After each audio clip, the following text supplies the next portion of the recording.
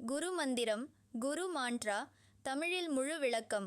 குரு பிரம்மா, குரு விஷ்ணு, குரு தேவோ மகேஸ்வரஹா, குரு சாக்ஷாத் பரபிரம்மா, தஸ்மை ஸ்ரீ குரவே நமஹா. பொருள்: குரு பிரம்மா, குருவே பிரம்மா, உருவாக்குனர் போன்றவர். நாம் அறியாததை கற்றுக் கொடுத்து அறிவூட்டுபவர்.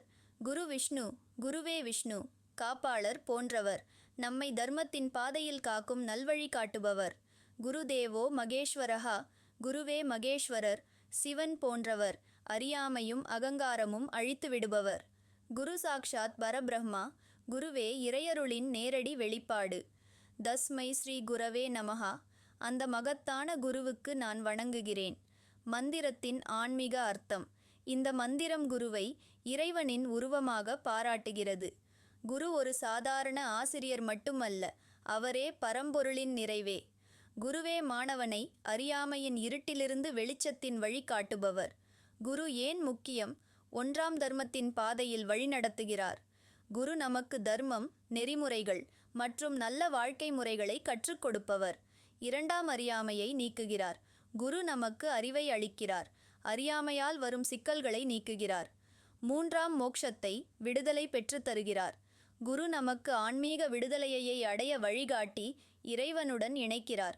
குரு மந்திரத்தை எப்படி ஜெபிப்பது? ஒரு அமைதியான இடத்தில் அமரவும், குருவின் படம் அல்லது தேவதையின் முன்னிலையில் உட்காரவும். இரண்டாவது, உங்கள் கண்களை மூடி மந்திரத்தின் அர்த்தத்தை மனதில் ஏற்கவும். மூன்றாம் மந்திரத்தை 11, 21 அல்லது 108 முறை தினமும் ஜெபிக்கவும். நான்காவது, குருவின் மீது நன்றி உணர்வுடன் பக்தியுடன் ஜெபிக்கவும். குரு மந்திரம் ஜெபிக்கும்போது கிடைக்கும் பயன்கள்: 1. மன அமைதி மற்றும் சிந்தனையில் தெளிவை பெறலாம். 2.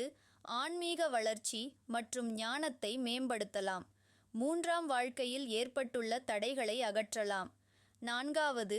பணிவும் நன்றி உணர்வும் வளர்க்கலாம். 5. குரு மற்றும் மாணவருக்கிடையிலான உறவை வலுப்படுத்தலாம்.